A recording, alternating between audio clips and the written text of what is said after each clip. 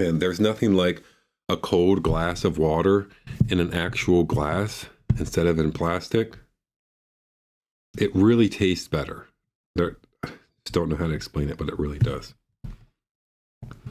All right. Idea number 6, independent food supply. Now we have this illusion of stability, especially in America. It seems like everything is taken care of and we actually don't have to do that much for our survival at all. That was not the case in the Renaissance.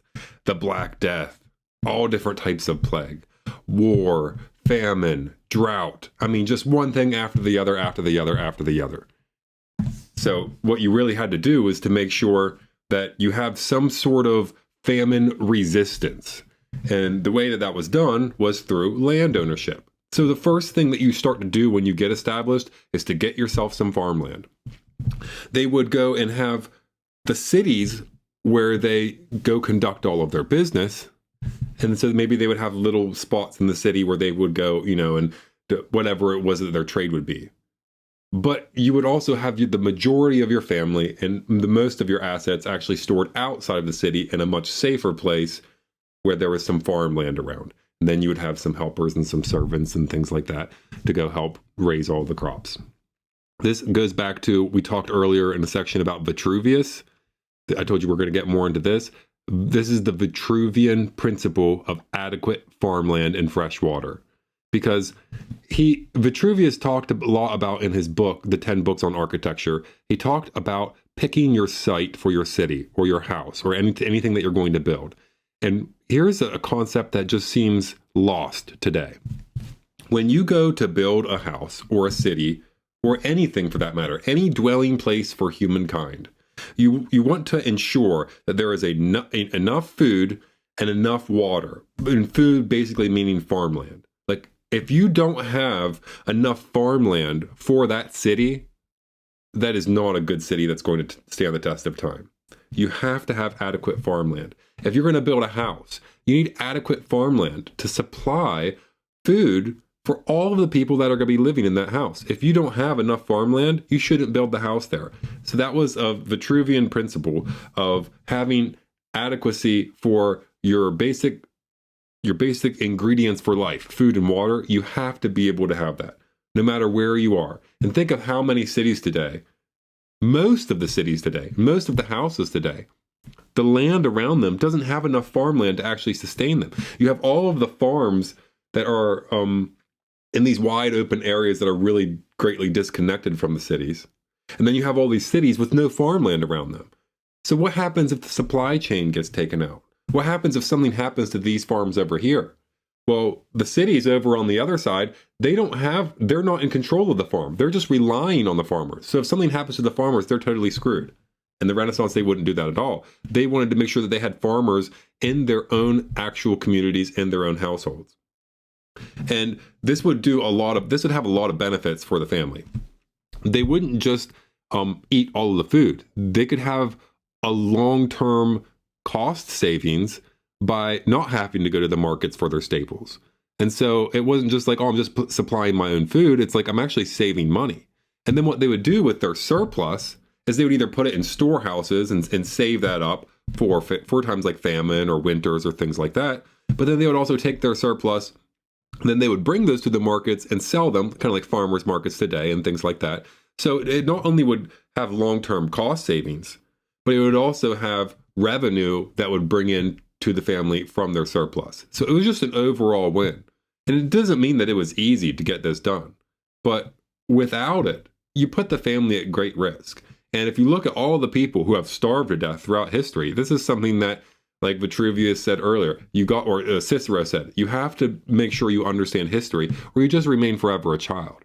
And a child just thinks, oh, the food just comes from wherever it is that my parents get it from. Until you teach that child about planting the food in the ground and growing it up and you realize, hey, somebody actually has to grow this. Somebody has to go out and hunt this meat or raise this cattle or somebody actually has to go water these plants.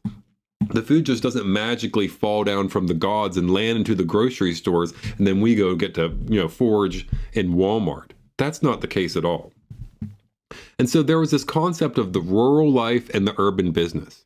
And you wanted to have a little bit of both. It wasn't an either or. And this is what I talked about in the very introduction of this section of the whole entire video series, is that we often are caught between the dichotomy of the two ways of life here in America.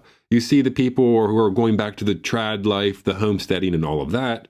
And then you see the people who are like the hustle bros going and living in the city. But in reality, the Renaissance man did not desire that. And they didn't desire either or. They said, let's do both. You can't have great commerce without a hub of trade and a place where people gather together from all different parts of the world, and they travel all together, and you have the banks and you have the stores and you have the markets. You want to be able to go there and to be able to trade. That's not going to happen on your farm. But you're also not going to have the freedom that the farm provides in the city. You're not going to be able to just randomly start up a vegetable garden in your city. You don't have enough space to do that. So you have to have both. This is an extremely important concept to all of the Renaissance men and all of the prominent families. And it's a concept that we've just lost today, that we really need to find a way to bring back. Everybody should every family should strive to have connections in nearby cities and as many cities as possible. And also strive to be acquiring land to be able to provide food for themselves. Because I could guarantee you, it's highly unlikely that 99% of that your city is going to be one that is actually having their own food supply. And if the whole entire grid goes out, your city's going to be good. 99% of all the cities in the world, especially in America, do not have an independent food supply. So they would trade. We talked earlier about the trade between the East and the West. They weren't trading staples. It's not like how we were today. They weren't trading commodities. Maybe you might trade things like rice and grain or things like that, but that wasn't the point. The point was to trade your exotics. It's like, hey, we make this very special type of cheese here in Florence, and nowhere else in the world has that. So we'll go trade that for top dollar. But it's like just the general things that you needed to live, they kept that for themselves. So on and so forth in the East as well. They had maybe some elaborate exotic spice combination that they didn't have over in the West, and they would trade that with them and get top dollar for them. But everybody realized, everybody in the whole entire world was not stupid enough to delude themselves into thinking, oh, wow, we could just rely on this system to have our food. That never worked. So they would have all of their livestock also to be on the land. They would need to have cows, sheep, chickens, goats, whatever it would be. They would have not just vegetables, but they would have animals too, because you get other animal products, like other than just meat, milk, and cheese, you get other animal products like leather. And Florence was one of the leather capitals of the world. I mean, it still today is regarded as the leather capital of the world. So it wasn't just, well, we're just going to go plant some vegetable gardens and get some food. It was about an overall self-reliance, an overall sustainability, an overall just resistance to catastrophe. And you wanted to be able to provide yourself with all the basic necessities that you possibly could. And having adequate farmland and having a fresh water supply guaranteed that. Because it doesn't matter how everything else goes. No matter how good your ideas are in this world, if you don't have food to fuel yourself and to fuel your family, you can just throw everything else out because it doesn't even matter. They would have storehouses for preservation. Like, think of how much food, if the food supply were to totally go out today, and your water supply were to go out today, how long would it be before you would die? I mean, for most of us, the water's maybe like 3 days and then we would all be fucked. Maybe food, it's a little bit longer, but I mean, just that's insane. How do you build up a system that enables you to survive in a famine, in a drought, in a total catastrophe? And some people may say, well, this would never happen. Look how great our system is today. Have you ever heard of tornadoes or hurricanes or all sorts of, no matter where you live in the world, you cannot escape natural disaster. So even if you're one of these retarded people who have total blind faith in the government and the world system today, and you think, oh, nothing's ever going to collapse, our society will never collapse, you have to at least acknowledge, get over your historical ignorance. But if you can't get over your historical ignorance, at least acknowledge the power of Mother Nature and the absolute devastation that natural disasters could bring on an area. Look at Hurricane Katrina. I mean, people died. It's not like, oh, wow, there's just some people who are temporarily inconvenienced. People die when these things happen. And the more preparation you have, the more safety guarantees you have for your family. In this life, nothing is guaranteed, but that's not an excuse to not be prepared. So they would have these storehouses for preservation so they could have this year-round supply. This is not just for like even these catastrophes, because in the wintertime, you wouldn't be able to produce a lot of vegetables. It's actually really cool how nature works, because you have all this cattle, and then you have all these livestock, and then the wintertime comes and they don't have all this grass to be eating. And so you have to go pay for hay to feed them. And it's like, well, that gets really expensive. So what do? You slaughter them in the fall and in the wintertime, and then you have all this meat to survive on in the wintertime. And then in the spring, in the summer, in the fall, you can build back up your herd again. I mean, it was just like God had a plan for us whenever he designed the nature of the universe. And this is something that they really wanted to pay attention to. They really loved paying attention to the nature of the universe and living in harmony with nature. And having your own farmland teaches you to live in harmony with nature. If you spent your whole entire life living in the city, I hate to break it to you, but you just don't understand how nature works. You really don't. You live in a very synthetic world. Go for a walk, like go deep into the woods, get lost in the woods, and go visit a farm and like live on a farm for a couple days. Start to understand, go ask a farmer to give you a tour of their property and what all the effort that goes into bringing food to your table. It's a lot more than what you would think. So in these storehouses, they would have their granaries, they would have wine cellars, they would have oil presses. Now, we don't have, in most of America, we don't have, especially here on the East Coast where I'm at, we don't have a lot of olive oil. We have lard, butter, tallow, things like that. But essentially, you want to have ways to bypass catastrophe. They would have these wine cellars because if the water supply went bad, they could still drink wine. I mean, just imagine how terrible that would be going around. You probably constantly, your piss was probably like super dark and you probably had a headache nonstop. But you at least were able to survive. I mean, there was a lot of times where the water was so bad, literally all you could do is just drink wine. And so they had ways to bypass catastrophe in order to enable their family survival. So look into your storehouses, look into your cellar or your pantry or your kitchen closet and see, like, how much do I have? You most likely need more. Everybody on the planet most likely needs more. And even if you have enough for your family, be a good neighbor. Store up some for your neighbors too. I mean, this is something that there's never a point where it's like, okay, wow, now we're good. This doesn't mean that you just need to become a hoarder.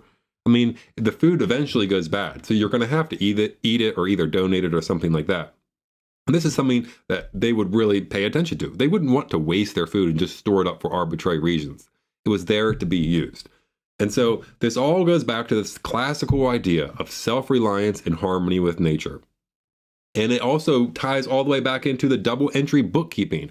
Because they were able to track more than just simple profit and loss, they were able to look at how much debt they had on their farm, how much assets they had on their farm, how much liability they had from all the different things that were costing them money, and then how much income they had from all the things that were bringing them in money. So the farm profits were tracked as a side hustle, a supplementary income to their main business.